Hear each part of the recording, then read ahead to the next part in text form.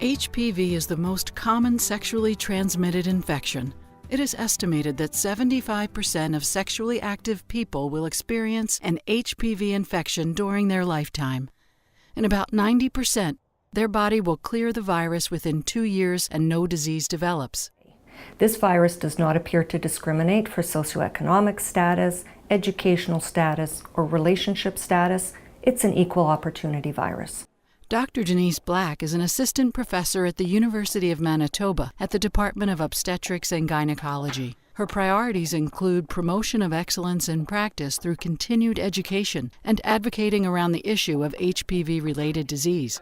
That could manifest itself as genital warts, cervical precancerous lesions, cervical cancer, anal cancer, vulvar or vaginal cancers, as well as oropharyngeal cancers.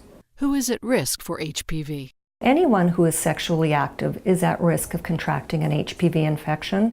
Approximately 1,550 Canadian women were diagnosed with cervical cancer in 2017. An estimated 400 women, including our wives, mothers, and sisters, died from it, even though it is a disease that in a large majority of cases can be prevented. Knowledge, HPV vaccination, and Pap screening are key considerations to help reduce the number of women affected by cervical cancer.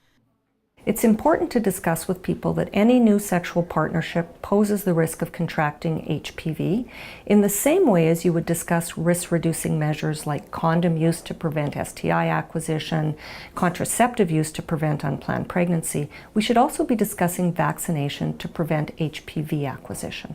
In Canada, we have a well-organized cervical cancer screening program that uses the Pap test. Canadian studies show that a large number of eligible women do not participate in Pap test screening programs. It's important that we find a way to reach these women. It enables early detection of precancerous changes so that treatment can be undertaken. Pap test screening programs have reduced cervical cancer deaths by 60% over the past 30 years. Melissa is an example of one patient who received an abnormal Pap result through screening. My name is Melissa Mitchell. I'm married and I have 3 beautiful stepchildren. It began with a regular Pap test. I was going for my routine checkup at the doctor's. I wasn't expecting that there would be anything that would be off at all. And when they got the results back, they saw that something was off. It is important to emphasize to women that an abnormal Pap does not mean you have cancer. What it means is that more testing is necessary to identify if there is a lesion, where the lesion is, how severe the lesion is, and what treatment options are appropriate. They looked a little bit deeper and they diagnosed me with HPV. I didn't have any symptoms. That's probably why it was such a shock to me when I got the results. I just went in for the test. I didn't expect anything to come out of it at all. There is misinformation with patients with respect to their assessment of their risk. They will sometimes think that because they don't have signs or symptoms of disease that they don't have HPV. First HPV results came in as a moderate to high-grade lesions for cancer, like precancerous cells. So it was quite shocking to go from, oh, I'm just going for my Pap test, to you have precancerous cells. During follow-up testing, Melissa was diagnosed with high-grade lesions. When they told me I had high-grade lesions, it brought huge questions in my mind, like that I never thought I would have asked myself at that age. Am I going to have a family? Can I have children? Do I have cancer?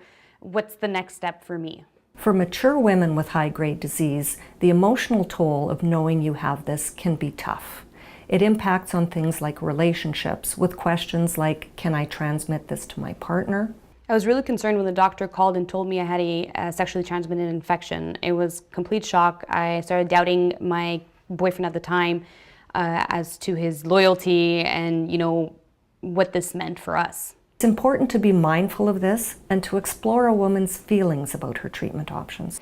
It is also important to emphasize, especially for those in long-term stable relationship, that this does not mean that somebody has been unfaithful to the relationship.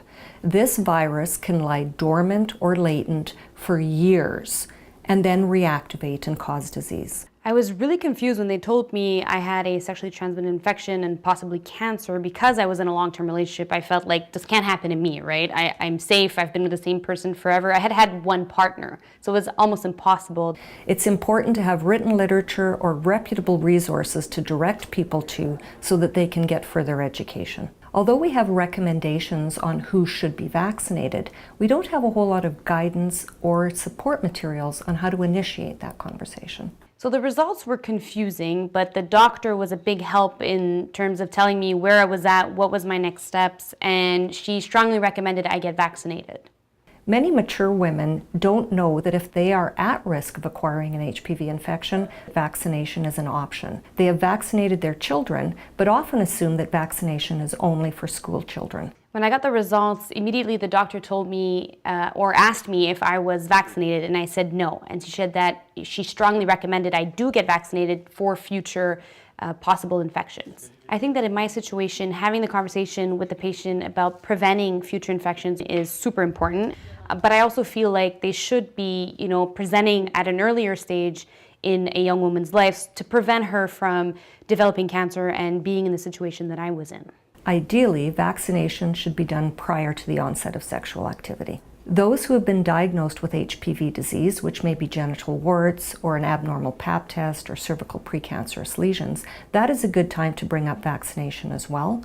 Although vaccination won't cure the disease they already have, it can help prevent new disease from other strains of HPV that are covered in the vaccine. For Melissa, the burden of HPV infection has lasted over 5 years. My journey started, of course, with the first pap test, but from then on, it took about 4 years before they told me I had no evidence of HPV.